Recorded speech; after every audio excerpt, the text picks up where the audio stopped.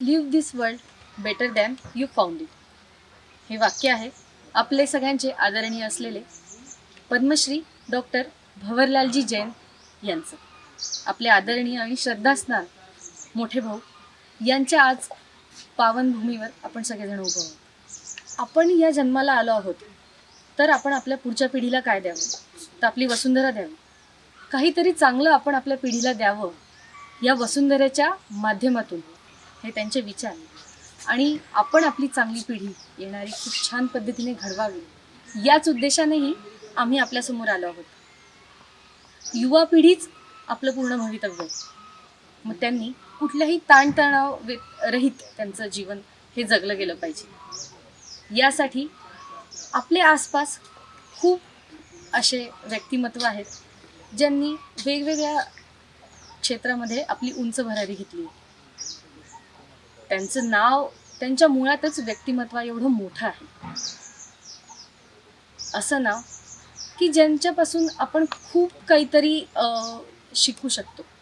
अशाच तरुण उद्योजकांशी तसेच वेगवेगळ्या क्षेत्रातील प्रेरणादायी व्यक्तिमत्वांशी आपण संवाद साधणार आहोत.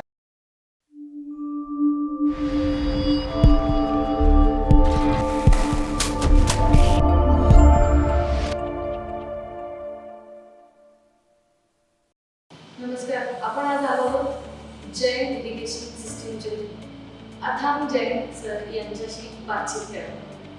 खरं वास्तविक आपल्याला आयुष्य जगताना खूप छोट्या छोट्या गोष्टींमध्ये ताणतणाव डिप्रेशन येत असतं. आणि सगळ्यात जास्त म्हणजे युवकांना हे सगळ्यात जास्त प्रॉब्लेम्स आजकाल आपल्याला पाहायला मिळतात. त्यामध्ये डिप्रेशन, ताणतणाव हे खूप छोट्या छोट्या गोष्टी झाल्या. पण आपल्यातीलच युवक असे आहेत की या सगळ्यांच्या गोष्टीला बाजूला सारून एक खूप सुंदर ध्येय पुराशी काळात मोठे होत आहेत. ही प्रेरणादायी स्टोरी आपल्यासाठी. जगातले असे अनेक युवक जे खूप लोकल पासून ते ग्लोबल पर्यंत गेले, पण ग्लोबली ते खूप छान उच्च शिक्षित असूनही त्यांनी त्यांचा मूळ हा सोडलेला नाही. आपल्या मुळाशी आज रुजून जगाला एक नवीन ओळख देण्याच्या ते तयारीत आहेत. तर असेच एक नवीन युवक उद्योजक जे त्यांचा खूप मोठा वारसा असूनही आपल्यातील कल्पनाशक्तीचा वापर करीत एक नवीन नवीन गोष्टी आपल्यासमोर घेऊन येते. जळगावचं नाव हे जागतिक स्तरावर आता नेत आहे आणि त्यांचं प्रतिनिधित्वही करत आहे. असे म्हणजे श्री भंवरलालजी जैन यांचे नातू अथांग आणि जी जैन.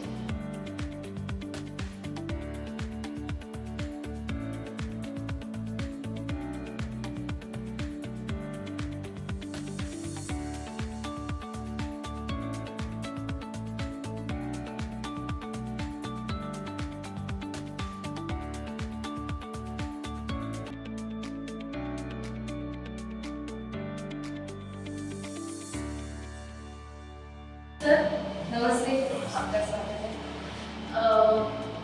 आजकल बहुत ज़्यादा करियरिस्टिक पे सब लोग करियर के पीछे भाग रहे हैं. सबको बहुत ज़्यादा मेट्रो सिटीज़ में जाना है और बहुत लोग ऐसे है या यूथ है उनको क्रेज है कि हम लोग बाहर ही जाएंगे, हमारा बाहर ही करियर है.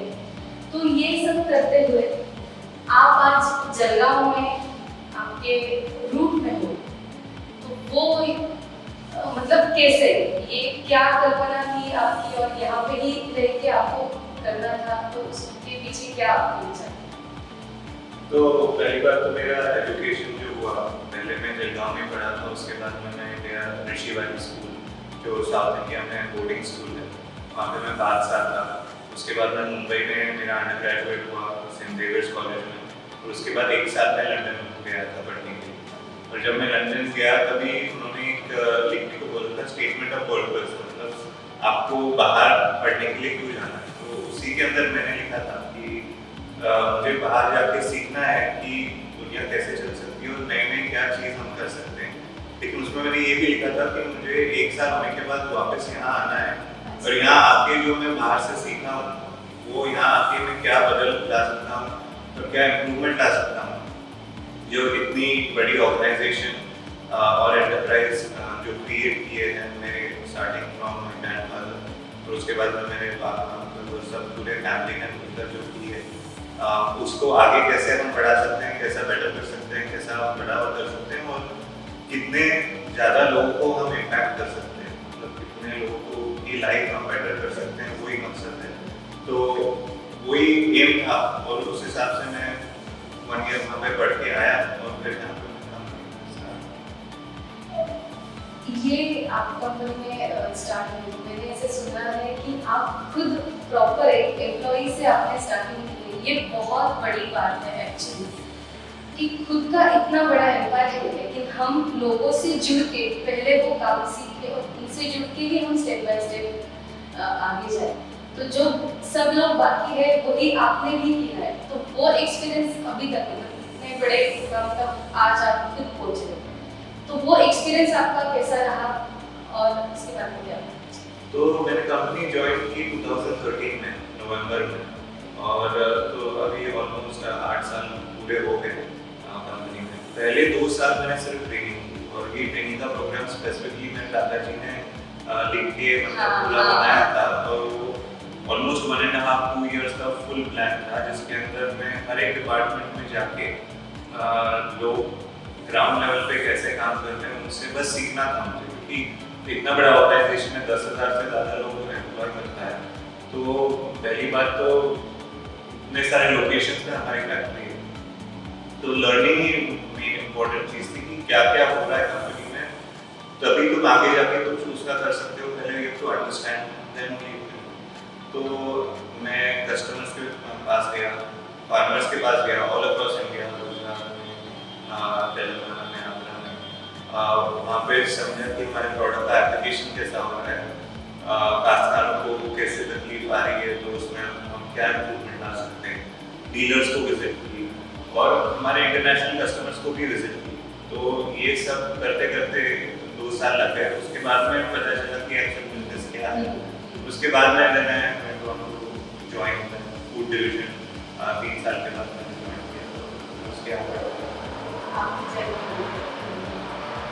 ये रूट की है या आपके घर के मतलब दादाजी का आपके यही था कि आपने भी वही प्रोसेस से आना चाहिए, बाकी जो सब लोग आते हैं वो उनका मतलब उनकी सीख थी या उनके विचार थे कि नहीं ये हमारे घर के भी रहे, लेकिन वो वही प्रोसेस से आगे हाँ, उन्होंने यही सिखाया था कि शॉप फ्लोर पे मतलब मशीन फ्लोर पे जाके तुम्हें सीखना है कि हर एक काम कैसा होता है और कोई भी काम कम काम नहीं है, तो हर एक काम का इम्पोर्टेंस होता है, वो तुम्हें सीखना है। सर हम लोग आज भी यहाँ पे हैं, तो यहाँ पे कैसे प्रोसेस चलती है और आपके कैसे आइडियाज़ यहाँ पे चल रहे हैं?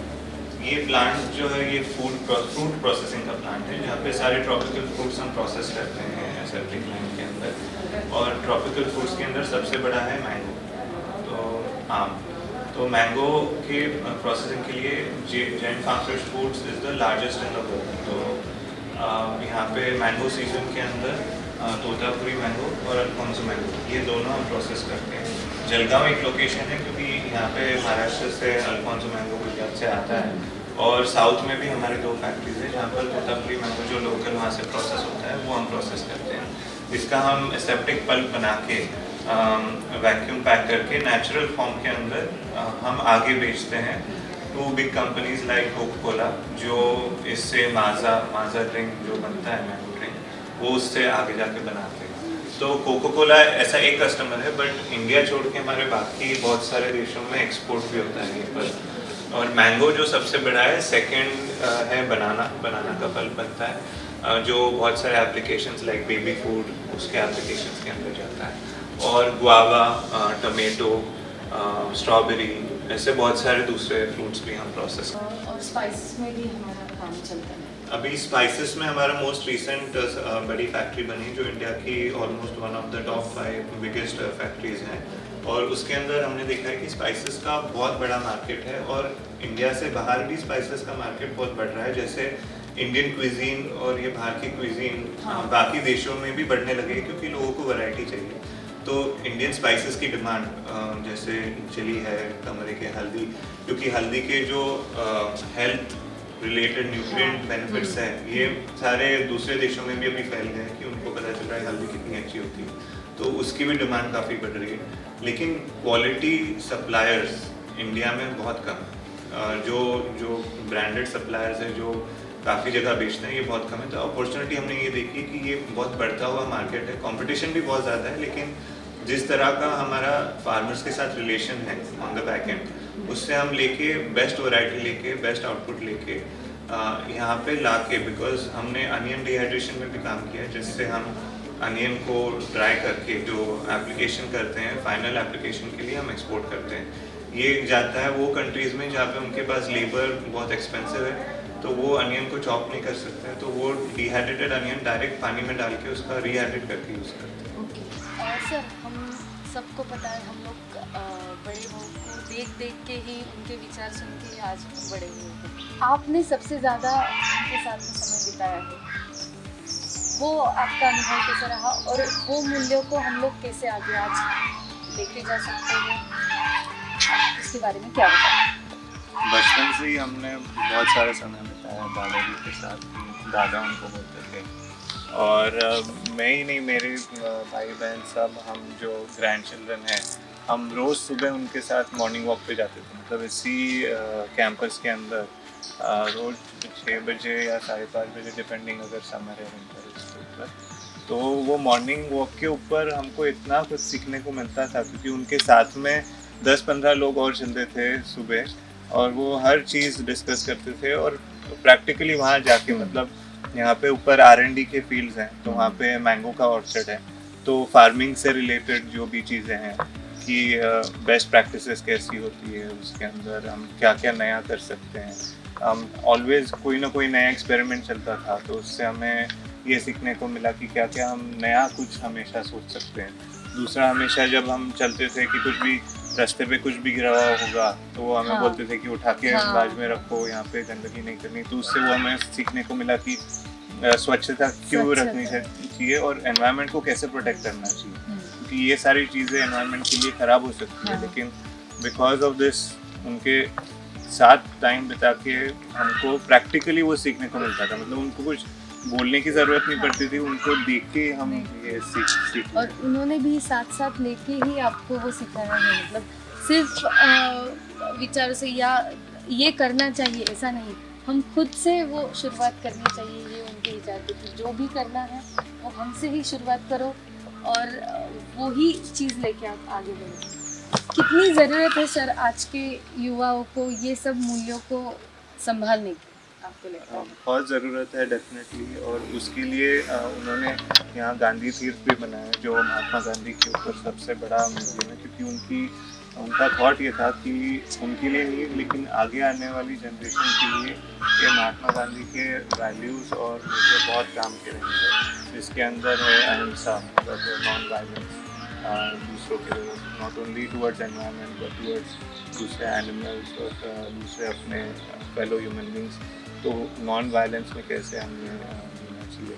और दूसरा ये भी हम उन्होंने दिखाया कि हार्ड वर्क से आप कैसा कर सकते हो, कि आप सिंपल बैकग्राउंड से भी आए हुए होंगे, तो उनकी स्टार्ट तो एकदम सिंपल, और वहाँ से उन्होंने कैसे आगे आगे इतनी तरक्की की, only sheer due to quality and excellence and hard work. मतलब उनका हमेशा फोकस था कि कस्टमर को बेस्ट से बेस्ट प्रोडक्ट मिलना चाहिए, बेस्ट क्वालिटी का, लेकिन अफोर्डेबल प्राइस। मतलब प्राइस तुम ज़्यादा मत चार्ज करो, अफोर्डेबल राइट प्राइस चार्ज करो, लेकिन क्वालिटी पे हमेशा ध्यान रखो। तो बेस्ट क्वालिटी होगी तो कस्टमर हमेशा तुम्हारे पास वापस आएंगे। और हार्ड वर्क जितना तुम ज़्यादा कर सकते हो, अगर तुम्हारे पास टैलेंट या क्वालिटी की कमी भी रही, तो हार्ड वर्क उससे ज़्यादा तुम्हें बेनिफिट दे सकते हैं। मेहनत ही सबसे बड़ी बात है और मेहनत ही करनी चाहिए। ये विचारों के साथ में आज हम लोग भी आगे बढ़ रहे हैं कि मेहनत ही सबसे बड़ी बात है। ये सब आज वसुंधरा जो हम लोग इसको बोलते हैं, हम लोग जो मिट्टी में आज खड़े, ये उनके कल्पना के एक एक कण से सींची हुई ज़मीन है। तो एनवायरनमेंट पे हम लोग आजकल बहुत कम बात कर रहे हैं, क्योंकि पेड़ लगाते हैं लेकिन सिर्फ लगा के छोड़ देते हैं उनको, उसको, वो धरोहर को हम लोगों ने कितनी जतन उसका करना चाहिए, आपके व्यू से? अभी तो काफ़ी ये फेमस हो चुका है मतलब वर्ल्ड पे कि ग्लोबल वार्मिंग हो रही है, पूरा वर्ल्ड धीरे धीरे गर्म हो रहा है because of all the pollution. तो ये कार्बन डाइऑक्साइड की वजह से काफ़ी अपनी पृथ्वी गर्म हो रही है, उसकी वजह से काफ़ी सारे स्पीशीज़ एक्सटेंट हो रहे हैं और उसके ऊपर हमको भी इम्पैक्ट हो रहा है क्योंकि फ्लड्स, अर्थक्वेक्स और इतने सारे नेचुरल डिजास्टर्स जो बढ़ चुके हैं और वेदर इतना चेंज हो रहा है। This is all because of human, जो अपन ने पोल्यूशन पिछले कितने 40-50 सालों में इतना बढ़ चुका है, उससे ये आज पता चल रहा है। लेकिन ये जो चीज़ थी, ये भाव या दादाजी इन्होंने बहुत पहले सोच ली थी आगे जाके कि ऐसा होने वाला है और एनवायरनमेंट को प्रोटेक्ट करना चाहिए। तो जब से उन्होंने ये जगह भी ली है और तो यहाँ पर कुछ भी नहीं था, यहाँ पे पानी भी नहीं था।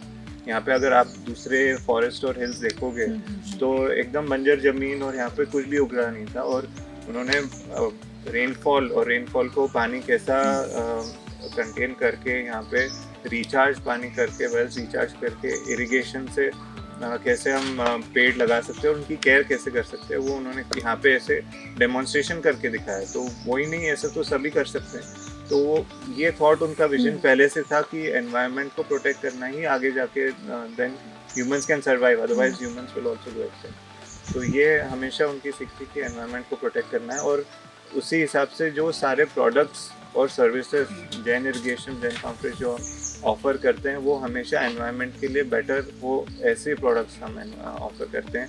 फॉर एग्जांपल ड्रिप इरिगेशन लो, तो उसके अंदर पानी कंजर्व करके तुम बेटर प्रोडक्टिविटी कैसे हो सकती है, मतलब कम पानी डाल के बेटर उत्पादन कैसे हो सकता है, वो ड्रिप इरिगेशन करता है। सिमिलरली हमारे बनाना प्लांट टिश्यू कल्चर के, उससे भी बेटर प्रोडक्टिविटी फार्मर को कैसे मिल सकती है। तो जिससे कम से कम रिसोर्सेज यूज़ करके कितना ज़्यादा हम बेटर कर सकते हैं एनवायरनमेंट के लिए, वही प्रोडक्ट्स कंपनी ने भी ऐसे। हम लोग अगर बात करें तो आपने खुद ने ये सब कौन से एक आपके जीवन में मूल्य को आप अहमियत देते हो और वो वैसे आपकी पूरी जर्नी अभी चल रही है, तो आपके जीवन में कौन से ऐसे मूल्य है जिसकी अहमियत बहुत ज़्यादा है?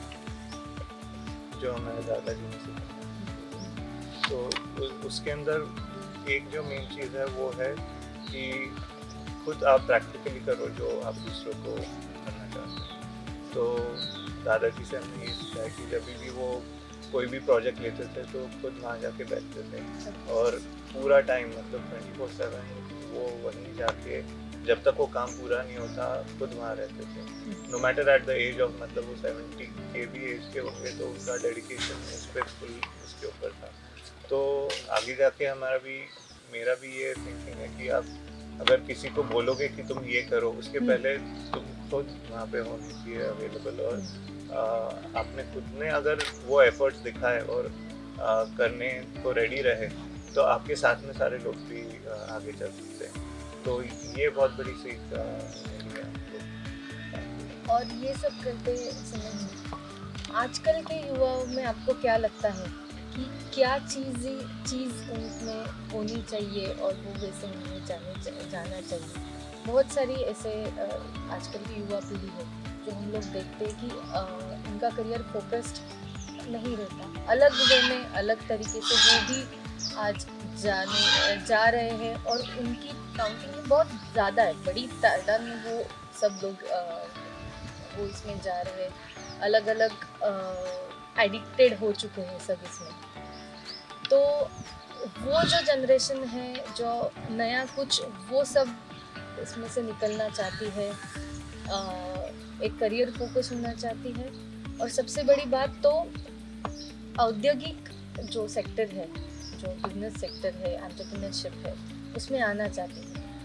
वो युवाओं के लिए आपकी राय क्या है? मुझे लगता है कि you should have a long term vision, मतलब आपको ये समझना चाहिए कि दुनिया बहुत जल्द ही चेंज हो रही है। तो जो आज आप सीख रहे हो वो कल शायद एप्लीकेबल ना हो। ये ऑलरेडी हम देख रहे हैं कि बहुत सारी चीज़ें जो समझो टेक्नोलॉजी की है, अगर आप 4-5 साल पहले आपने कुछ सीखा ऑलरेडी उससे इतने जल्दी चेंजेस आ रहे हैं, इतने जल्दी तरक्की हो रही है पूरे दुनिया भर में कि वो भी है कॉन्स्टेंट लर्नर। मतलब आप पूरी ज़िंदगी भर स्टूडेंट जैसे एब्जॉर्ब और लर्न करते हो, तो you have to be willing to change. मतलब आपको आपको बदल यही कांस्टेंट रहेगा।